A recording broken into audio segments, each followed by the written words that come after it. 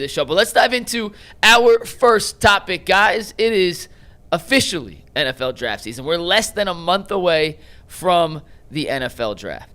It was 1 month to the day of yesterday. So 1 month from today is the second round. Todd McShay put out his latest mock draft, Mock Point 3.0. This is how he had the first 12 picks playing out. He had Fernando Mendoza going number 1, Arvell Reese 2, Francis Mauioga 3, Ruben Bain, a little bit of a surprise, going to the Titans at 4, Jeremiah Love going to the Giants at 5, and the Browns taking Cardinal Tate at number 6.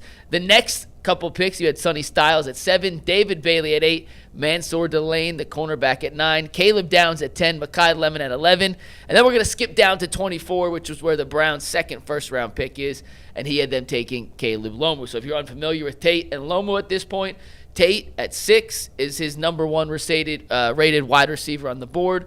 Lomu, his 5th overall offensive tackle on the board. He's the left tackle from Utah. So that's what Todd McShay has the Browns doing. Earl, my question for you, 30 days out from the NFL draft, what are you most confident in the Browns doing at 6? Is it picking a certain player? Is it trading up, trading down? Is it a tackle? Is it a receiver? Earl, start us off.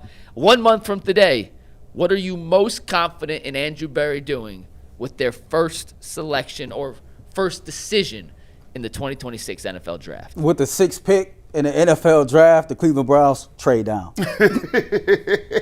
That's exactly what I think the Browns are going to do. I think the Browns are going to trade down, and I think, and how I see it, I think that pick number 6 is more of a prime position than I think people are giving it credit for. If you look at, just how the draft is structured and all the mock drafts, there are a lot of great defensive players that's being drafted early. And I think at 6, you're going to have your who's who of guys that's available to you. The Sonny Styles, the Jeremiah Loves, if he's there, the Caleb Downs, the Cardinal Tates, the David Baileys of the world, who I believe is probably the best pure pass rusher in this entire draft. And for me, I keep going back to some of the teams that are drafting, lower than the Cleveland Browns. Some of those teams, like the Kansas City Chiefs, the Cincinnati Bengals, might feel like, last season was a one-off, or that some teams might feel like they are a player away, from making a legit playoff run or even a Super Bowl run. And so I think Andrew Berry is going to do a good job of gauging the other team's thirst. And if you can gauge another team's thirst and add you probably another second-round pick in this year's draft, if you kind of trade down and you stay in the top 10 or 11, or add you a first-round pick in next year's draft if you can kind of get somewhere between 12 and 19 on the trade down. I think for the Cleveland Browns, man, you can maximize the potential of player pool and player picks in this pool of players in this draft while adding draft capital next year if you're willing to entertain moving down from 6. I just think at 6 is going to be a lot of quality, really, really good football players available. And I think that it's going to create an opportunity for you to add more draft capital down the line. You said it, Earl. You said the thing that is the most prevalent when it comes to the draft. You said thirst. The thirst. They need them to be thirsty like you was running around when you was little. You drank Kool-Aid, you ain't drank no water, and you ain't been back to the house. And you get the cotton mouth. You be like, I can't really talk right now. I'm thirsty. And get myself together. Get your corners of your mouth together. You need about 5 teams to be thirsty. And how do you get them to be thirsty? You need guys still available on the board. I was excited about this draft because Ruben Bain is a guy who jumped up and somebody took him earlier than people may know. Cool. That means David Bailey is sitting there hanging out. You saw Sonny Styles at 7. Guess what? I love the fact Sonny Styles is there. You take a look at Caleb Downs. He's still available. Mekhi Lemon is available at 11. Even Delane. The best corner in the draft. And so when you got all of these people that are there and available, teams like the Chiefs, teams like the Cowboys, teams that have a quarterback, a roster that they feel like they can get it done right now if they get another piece, you want those dudes to be thirsty and calling you on the phone, be like, oh, if Sonny Styles drops anywhere below 6, we on the phone. So that's what the Browns should be doing, and it bodes well because you are correct. This is a defensive-heavy draft, and the Browns being in a position where Andrew Berry's on record saying, hey, we kind of neglected the offense for a while. how we got down, especially it was kind of like the opposite of what Baker was here. Right. But now we are in a situation where we need to address the offense. And the more defensive players they have there, the better. Now, if they do stay right there, Earl, and they don't stay,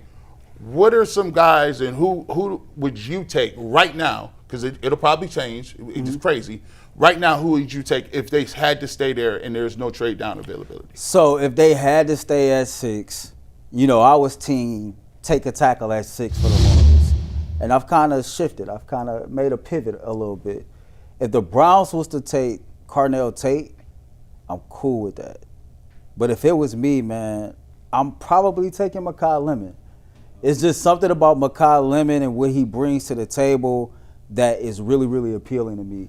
And when I look at what Todd Monken wants to do or what we project him, possibly to be able to do, it's going to be a lot of 3 wide receiver sets. You're going to have 2 running backs in the backfield. And when you watch his tape and when you watch his comps, to see that his ceiling comp is like a Amon-Ra St. Brown. I can't remember who his floor comp was, but we are seeing more and more a lot of wide receiver ones who operate out of the slot. Right. St. Brown operate out of the slot. JSN, he operates out of the slot receiver position. And to me, I know Carnell Tate is an Ohio State guy, and it's an unpopular opinion, especially as a huge fan of the Buckeyes, somebody in the state of Ohio or even in Cleveland to say he's not the best wide receiver in this draft. I think he's an absolute dog, and I think he's going to be a beast. But I just think Mekhi Lemon might fit what Todd Monken wants to do on offense a little bit better.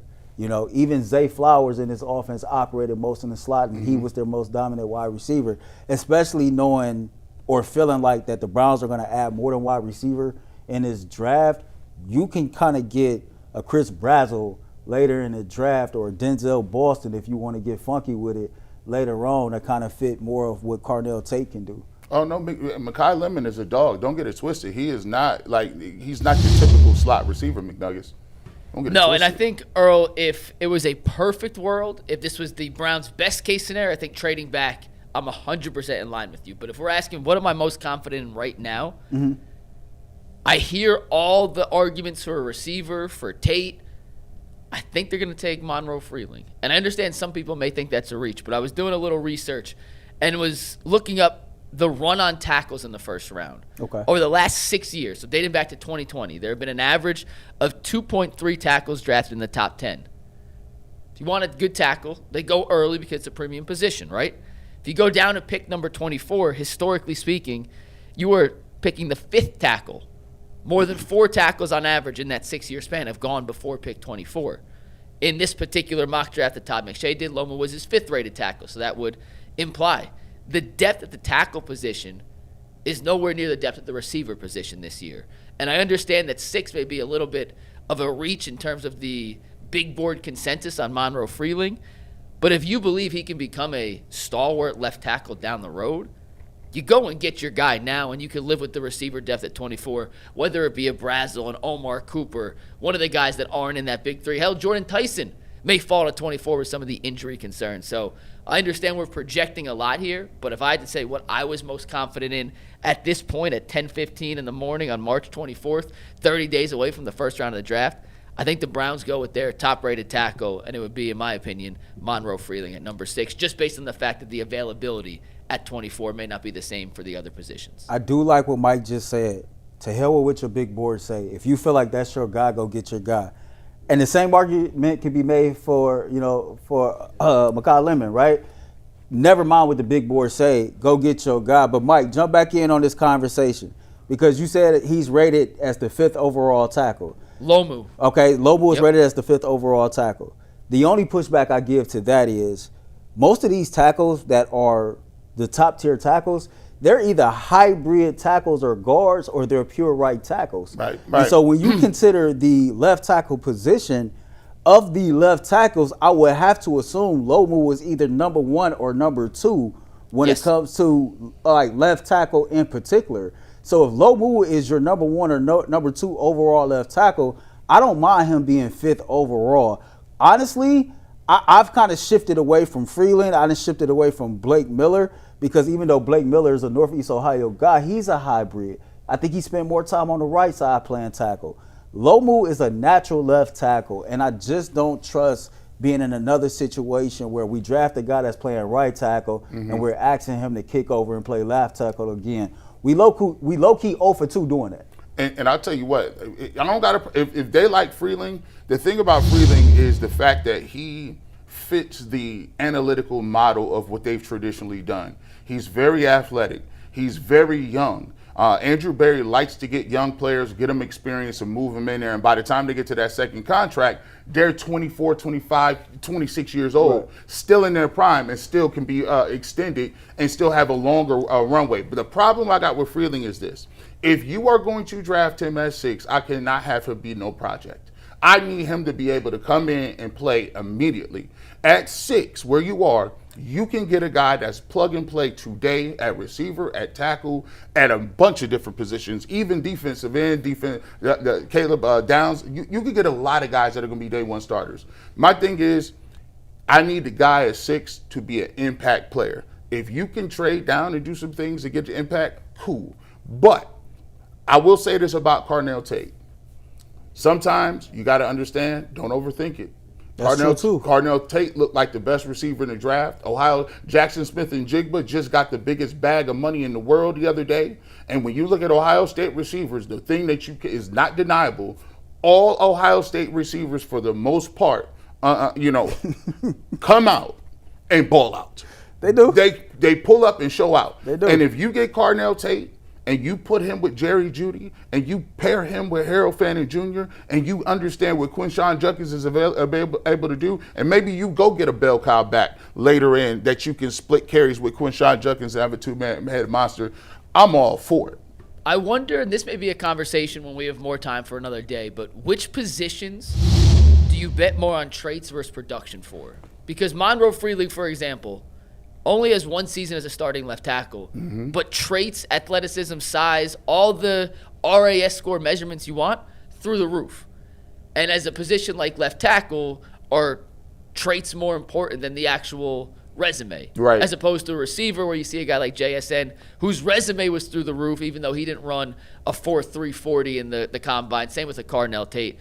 That's a good topic. I'm going to put it on the list for another day, because we could dive and spend 15 minutes on that at another time. But I don't know. I think it's all valid. And guys, we're less than a month away from the first round of the NFL draft. Things are getting real. Yeah, definitely, man. I'm looking forward to it. And this is the great thing about the draft. The Browns not only have 1 but 2 first-round picks. So I'm pretty sure we're going to be doing some draft stuff over here. So make sure you stay in contact with us, because we might be doing some very cool things when it comes to the draft.